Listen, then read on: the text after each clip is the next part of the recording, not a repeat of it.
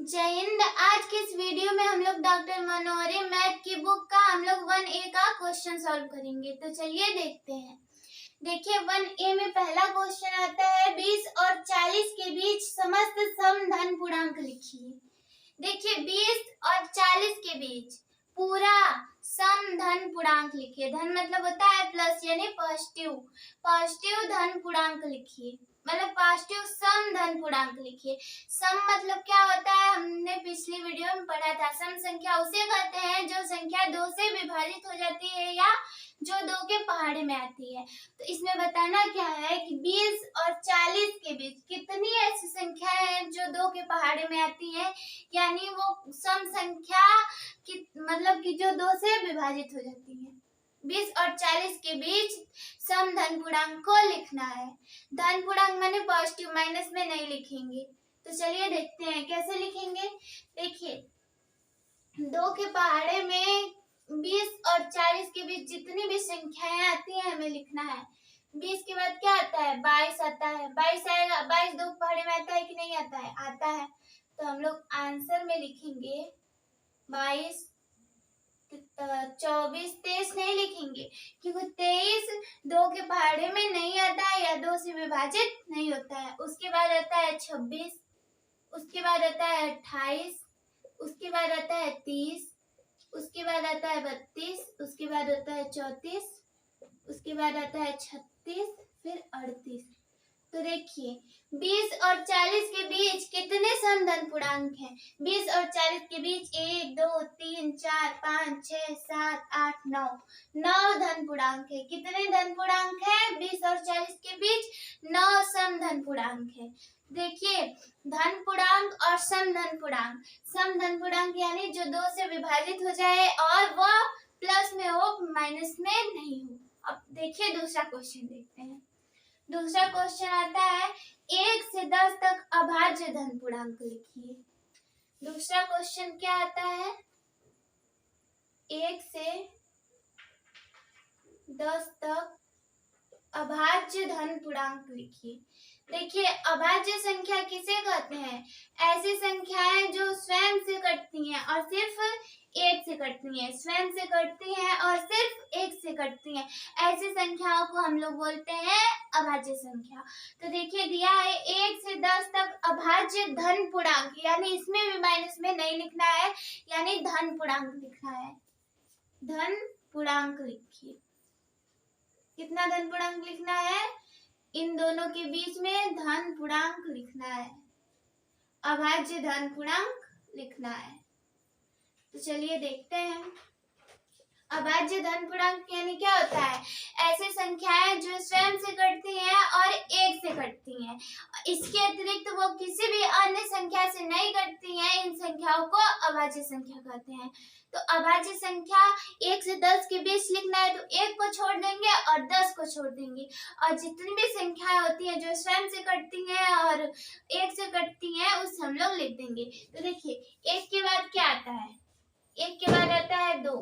क्या 2 कई संख्याओं से कटता है, ये स्वयं से भी कटता है, 1 से भी कटता है, तो ये संख्या होगी, ये स्वयं आंसर में लिखेंगे 2।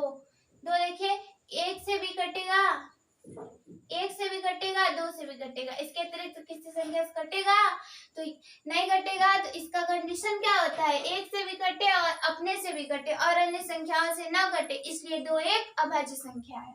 2 एक अभाज्य संख्या है। सबसे छोटी अभाज्य संख्या 2 होती है। तो चलिए देखते हैं, पहला आता है 2। उसके बाद ऐसी कौन सी संख्या है जो 2 के पहाड़े मतलब कि जो स्वयं से कटती हैं और 1 से कटती हैं। तो देखिए इसके बाद आता है 3, ये स्वयं से भी कटेगी और 1 से भी कटेगी। इसके बाद आता है 5, 5 भी 1 से कटता है और 5 से कटता है। अब देखिए इसके बाद अगर हम लोग 6 को ले लेते हैं तो 6 देखिए 1 से भी कटेगा, 2 से भी कटेगा, 3 से भी कटेगा, 6 से भी कटेगा। तो क्या ये अभाज्य संख्या होगी? नहीं, ये एक अभाज्य संख्या नहीं होगी, ये एक सम संख्या होगी। कैसी संख्या होगी? सम संख्या होगी। और और कौन सी संख्या होगी, और भाज्य संख्या होगी। कौन सी संख्या होगी, भाज्य संख्या। इसलिए हम इसे नहीं लिखेंगे। इसे हम लोग क्या, इसके बाद 7 1 से कटता है और 7 से कटता है, तो ये अभाज्य संख्या होगी, अभाज्य संख्या होगी, हाँ अभाज्य संख्या होगी। अब देखिए इसके बाद हम लोग लेंगे 8 भी नहीं कटे, 8 कटेगा, देखिए 1 से कटेगा, 2 से कटेगा, 4 से कटेगा, 8 से कटेगा। ये अभाज्य संख्या है नहीं, अभाज्य संख्या नहीं है, इसलिए हम लोग इसे नहीं लिखेंगे। इसके बाद आता है 9 भी देखिए एक भाज्य संख्या है, क्योंकि वो 1 से भी कटता है, 3 से भी कटता है और 9 से भी कटता है। ऐसी संख्याएं जो स्वयं के अतिरिक्त अन्य किसी संख्या से भी कट जाती हैं, तो उसे हम लोग भाज्य संख्या बोलते हैं। तो 9 क्या है, 9 एक भाज्य संख्या है। 9 क्या है, 9 एक भाज्य संख्या है। तो देखिए क्वेश्चन नंबर दूसरा भी हो गया। अब क्वेश्चन नंबर तीसरा देखते हैं। तीसरा क्वेश्चन क्या दिया है, तीसरा क्वेश्चन दिया है 2a + 1 का क्रमानुयायी गुणांक बताइए। 2a + 1 का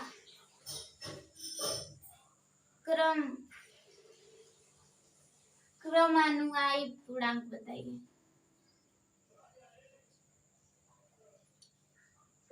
गुणांक बताइए।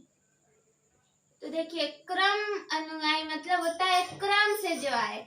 2 के बाद क्या आएगा, 2 के बाद आएगा 3, 3 के बाद क्या आएगा, 3 के बाद आएगा 4। तो देखिए 2a + 1 का क्रमानुयायी गुणांक क्या होगा, क्रमानुयायी गुणांक होगा। देखिए 2a + 1 का क्रमानुयायी गुणांक होगा 2। क्या होगा, 2a + 2 क्या होगा, 2a + 2 होगा। 2a + 1 का क्रमानुयायी गुणांक क्या होगा, 2a + 1 का क्रमानुयायी गुणांक होगा 2a + 2 होगा। अब देखिए चौथा क्वेश्चन है 2/3 का योगात्मक प्रतिलोम। योगात्मक प्रतिलोम हम आपको पढ़ाए थे कि वे संख्याएं जिनमें किसी संख्या को जोड़ने पर शेषफल उसका आंसर 0 आ जाता है, तो उससे हम लोग उस संख्या का योगात्मक प्रतिलोम बोलते हैं। तो देखिए योगात्मक चौथा क्वेश्चन हम लोग देखेंगे। 2/3 का योगात्मक प्रतिलोम। 2/3 का योगात्मक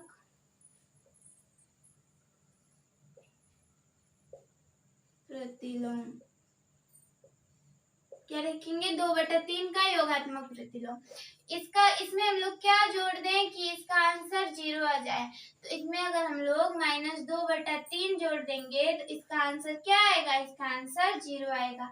तो 2/3 का योगात्मक प्रतिलोम क्या होगा, 2/3 का योगात्मक प्रतिलोम होगा -2/3 होगा। क्या होगा, -2/3 होगा। अब देखिए इस वीडियो में हम लोग सिर्फ 5 क्वेश्चन को पढ़ेंगे और 5वां क्वेश्चन है -5 का गुणात्मक प्रतिलोम। क्या, गुणात्मक प्रतिलोम मतलब होता है उल्टा। क्या होता है, उल्टा।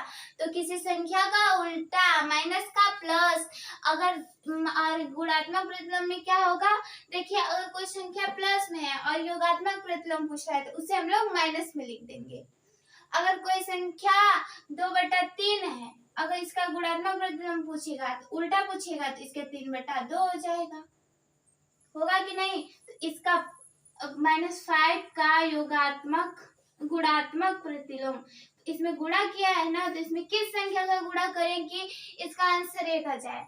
तो -5 में -1/5 का मल्टीप्लाई करेंगे तो देखिए माइनस इसका मल्टीप्लाई करेंगे तो शेषफल ये दोनों कट जाएगा और इसका आंसर कितना आएगा, इसका आंसर आएगा 1। तो -5 का गुणात्मक प्रतिलोम क्या होगा, 1/-5। क्या होगा, 1/-5।